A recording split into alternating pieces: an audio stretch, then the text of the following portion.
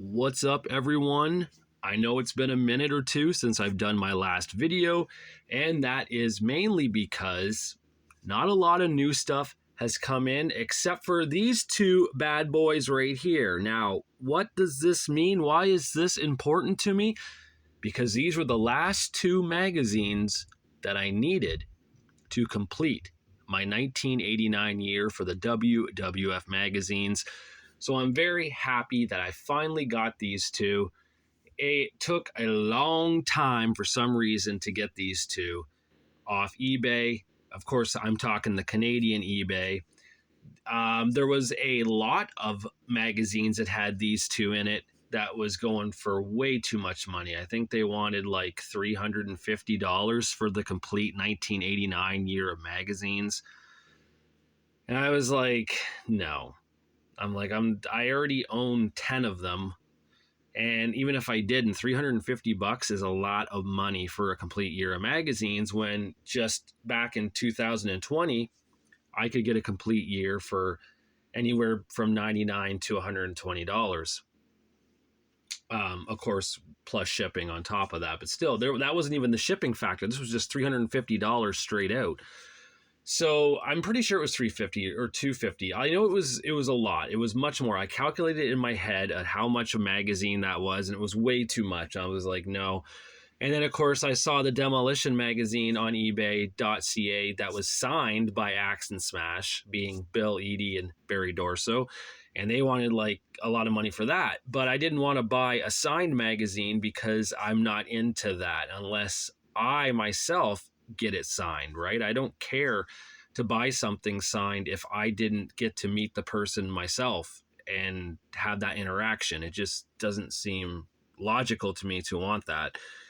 And that's just me. I mean, to people collect signed stuff that maybe they didn't get signed personally, that's cool. I'm to each their own. But me, I would like to at least interact with the person and have them sign it and watch them sign it and whatnot to, have that memory. So there they are, the two magazines that I now have to complete my 1989 year. Now, with that being said, I should probably do a video detailing my 87, 88, and 89 WWF magazines, since I did do a 1990 through 2001. Now, of course, I can't do any earlier than 87 because I don't have the complete years for 86. I think I only have one magazine for 85, and that's it, right? Like the early WWF magazines are kind of hard to find. They're not the easiest to find, and that's cool. I mean, it is what it is, right? They're older. I didn't really go out in this to try to collect all of them, because I knew a lot of the early ones would be super expensive because people suck and they think that because something's old like that, it's worth a lot, and it isn't.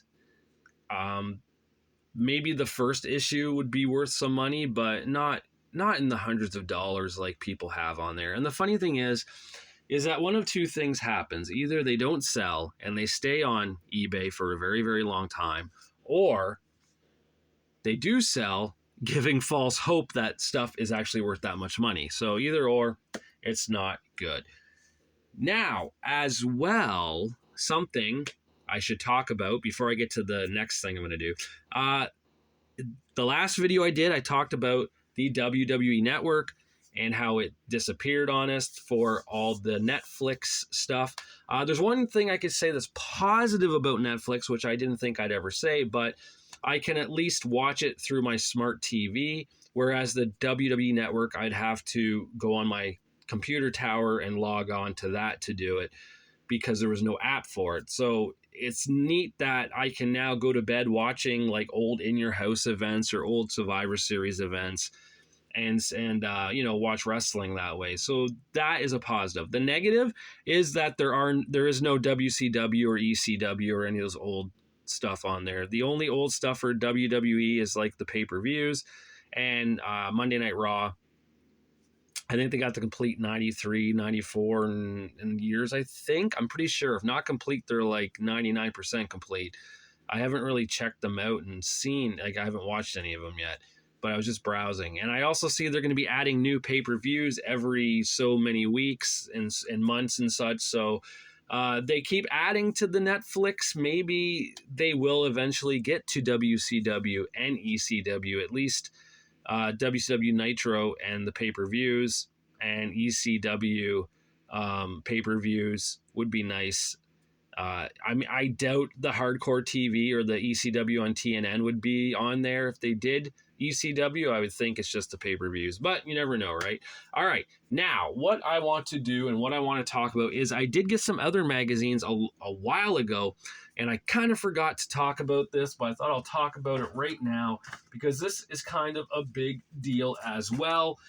I eventually finally pulled the trigger, and for a good price, mind you, I think these were like 20, maybe 25, 30 bucks each. I'm not entirely sure.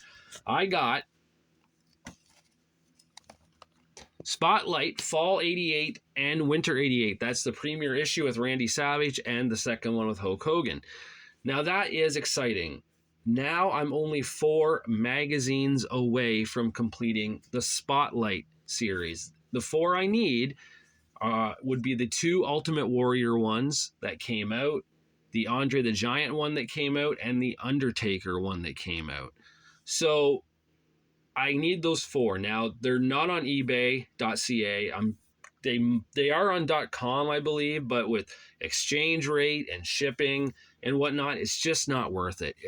Unfortunately, it's just not worth it for me to buy from the United States because of that. And it sucks because I love my Americans and I love that they have the magazines I need. I just can't do it. I can't, it's the stupid exchange rate between Canada and the USA. It's just so ridiculously stupid. So I can't bring myself to do that. So I'm hoping that one day on the ebay.ca that those 4 do appear and I will snag them when I can. Now, with that being said, I was thinking of doing a magazine video on the WWF Wrestling Spotlight, even though I'm missing those 4 because I really don't know when those 4 are going to come in. So I might do that because there are some interesting things to say about these magazines. And I haven't really talked about this series because I didn't have a lot of them at first. And then I ended up buying a lot, which had like, I think 12 or 14 of them, maybe 12. I think it was 12. And then I ended up getting a few others on their own to kind of like close that gap, trying to get the series complete. But like I said, I still need those 4, and I'm going to try my hardest to get them. So hopefully I do eventually. So that's pretty much it for me lately. I know, like I said, I haven't done a video in a while. I've noticed a few new subscribers, so I thought maybe it's time to do a video again and put something out there. So this is what I'm doing.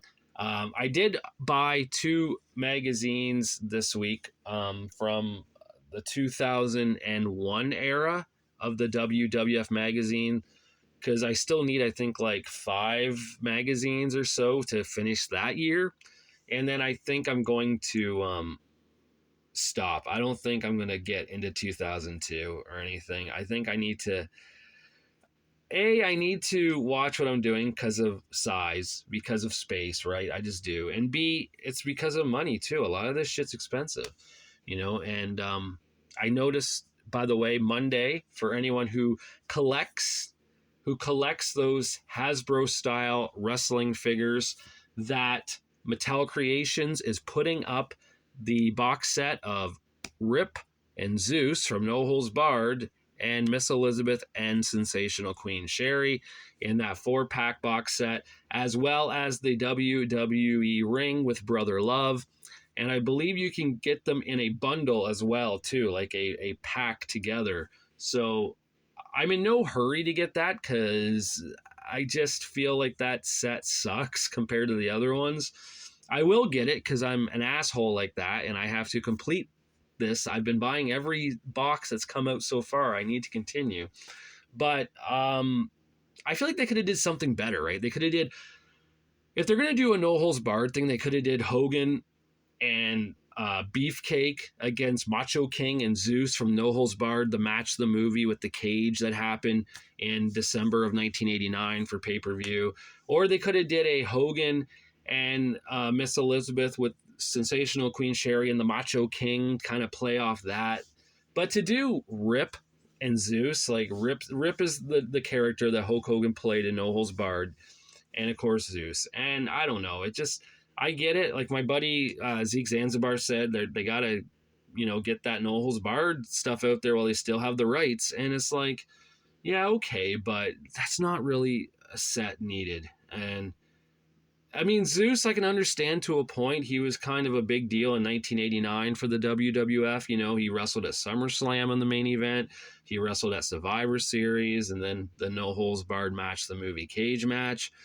He was, with Savage. He was with the $1 Million Man. He did have a good run for being put with top stars, whether teaming with them or wrestling them. But the movie, I don't know. I think that's a bit of a far-fetched thing that they didn't really have to do. So, all right, guys. Yeah, that's all that's new. It's really cold here in Canada right now, especially where I live in Ontario. It's like the high, I think, is like -15 tomorrow. That's the high.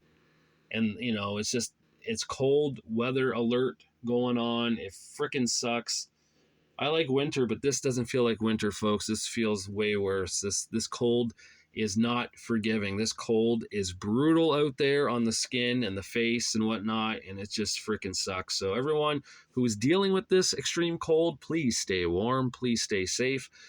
And hopefully, hey, apparently Thursday is supposed to be a high of -5, and I'm actually looking forward to that because that's going to feel warm compared to what we're getting today and tomorrow. And the next day, like, was Monday, Tuesday, Wednesday, yes, because today I'm filming this on Monday night, so yeah, that's why I said today. You're probably not going to see it until Tuesday, but yeah, anyways. All right, guys. Again, to all the new subscribers, thank you for coming along on this ride. And to those who have been waiting for some new material, I hope I did well tonight for you guys. I'm going to do a spotlight video down the road. I'm going to do the WWF magazine 87 through 89, and because I should show those covers to everyone.